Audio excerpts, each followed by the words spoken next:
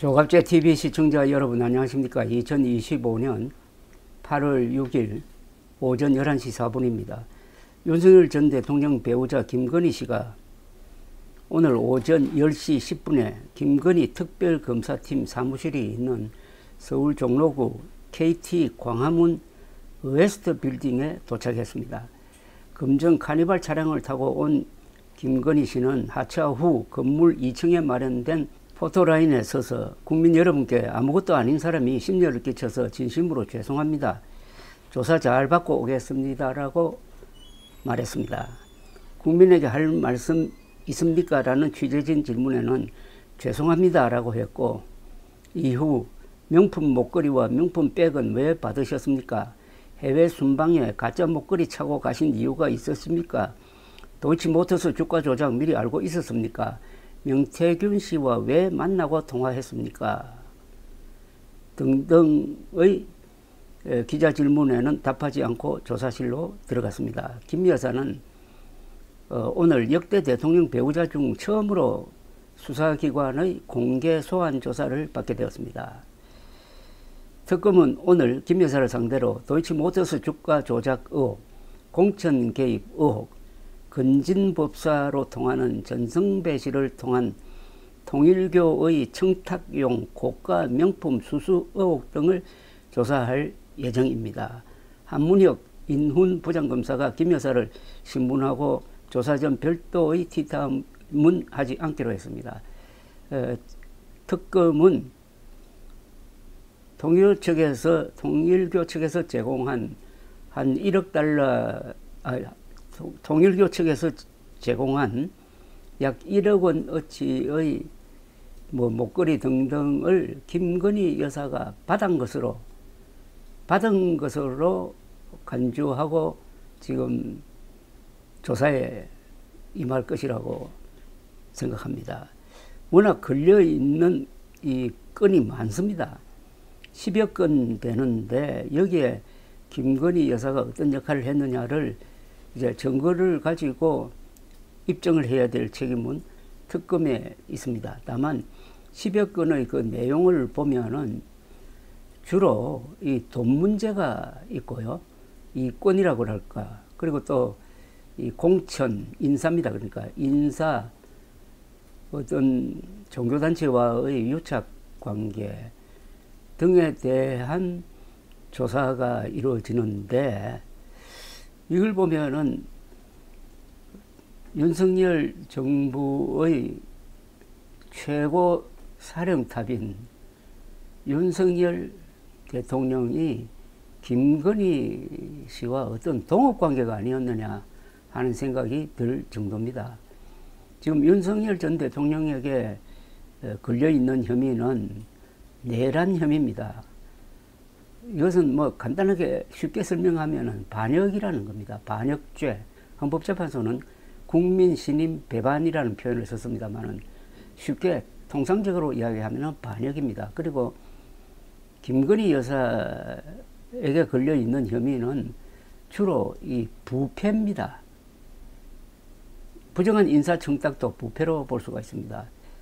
그러니까 권력으로 할 수 있는 가장 나쁜 게 친위 쿠데타를 일으키는 건데 그게 바로 비상계엄 선포였습니다. 반역. 그리고 권력으로 할 수 있는 가장 나쁜 짓이 부패입니다. 그러니까 두 사람이 부패와 반역에 동시에 세트로 지금 연루되어 있다는 사실입니다. 그렇다면 김건희, 윤석열 두 사람 사이의 관계는 이게 좀 정상적이 아닌 것으로 보입니다. 흔히 오히려 김건희 씨가 갑이고 윤석열이 심리적으로 을 역할을 했다. 윤석열 전 대통령의 이해할 수 없는 정책에는 김건희 씨의 영향력이 작용했을 것이다 라고 보는 사람들이 많고 상당한 근거가 있습니다. 예컨대 취임하자마자 밀어붙인 청와대 대통령실 이전도 그것은 윤석열 당시 당선자의 뜻이라기보다는 김건희 씨의 생각이 더 깊게 작용했을 것이다. 그리고 작년 의과대학 정원 2,000명을 발표를 해가지고 그게 결국 의료대란으로 옮겨가고 의사 의료진의 표가 이탈해가지고 수도권에서 국민의힘이 참패하는 가장 중요한 원인을 제공했는데 그 2천이라는 숫자도 과연 이게 누가 만들었느냐.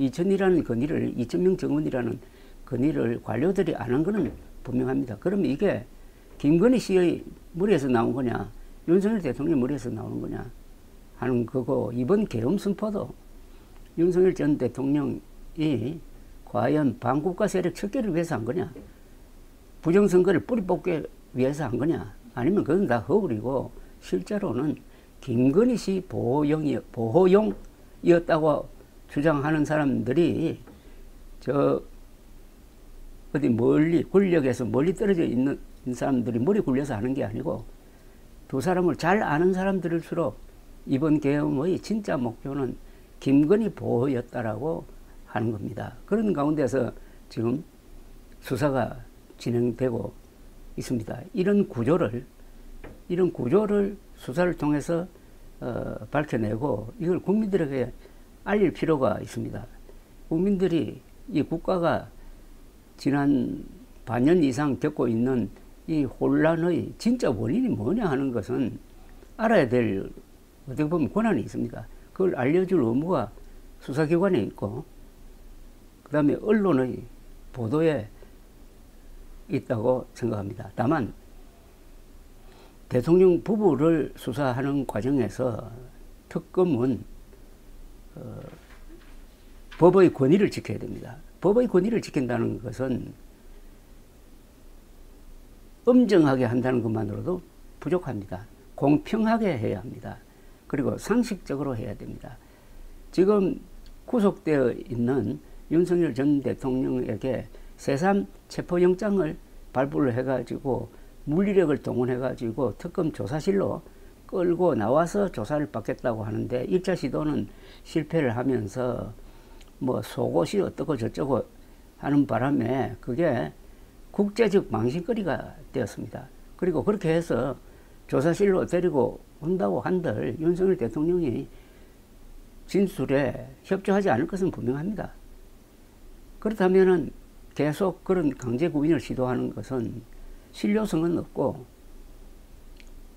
법의 엄정한 집행이 아니라 윤석열 전 대통령을 망신 주기 위한 것이다 하는 식으로 이게 곡해가 될 가능성이 있고 그렇게 되면은 이 수사의 본질이 잊혀지고 그런 가십성으로 흘러가면은 이번 특검의 본연의 목표는 이미 날라버리는 거죠. 이 내란 특검이 지금 좀 무리를 하고 있다고 보이는 것은 평양에 보낸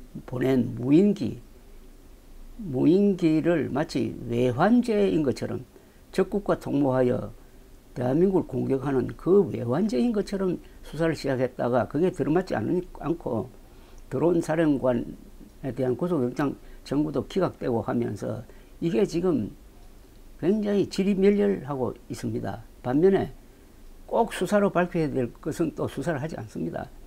계엄과 딱 붙어 있는 게 부정선거 음모론입니다.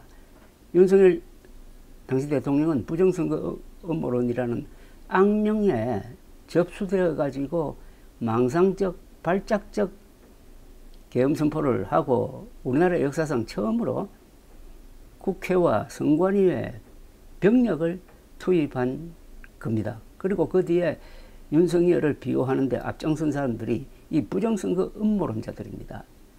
그렇다면 이 부정선거 음모론을 형사적으로 다뤄야 합니다. 그걸 내란 특검이 해야 되는데 여기에 대해서는 전혀 손도 대지 않고 있습니다. 공직선거법에는 선거의 자유를 방해하는 사람을 처벌하게 되어 있습니다. 부정선거 음모론이야말로 선거의 자유를 방해하는 자들이죠. 세계에서 가장 공정한 한국의 선거 관리를 세계에서 가장 엉터리라고 지금 주장하는 자들이 오늘도 내일도 계속 떠들고 다닙니다. 부정선거 음모론을 퍼뜨려서 돈 벌고 정치적 목적으로 이용하려는 사람들은 처벌해야 됩니다. 형사처벌해야 됩니다. 그래서 이번 김건희 씨 조사를 계기로 한번 이 3대 특검이 한번 중간 점검을 할 필요가 있을 것이라고 생각합니다. 사소한데 너무 힘을 기울이다가 본질을 놓치고 있는 것 아니냐 하는 그런 생각을 합니다. 어쨌든 우리나라에서 역사상 처음으로 영부인이 수사 대상이 되고 우리나라 역사상 처음으로 부부가 다 재판에 넘겨지게 되었으니까 여러 가지 복잡한 생각을 갖게 하지만은, 그러나 넓게 보면은 한국의 민주주의가 비상계엄령 선포라는 엄중한 도전에 직면해가지고 응징하는 과정에서 법에 따라서 평화적으로 피 흘리지 않고 이 문제를 지금 해결하고 있다는 걸 보면은 한국의 민주주의가 이기고 있다는 또 측면이 있습니다. 감사합니다.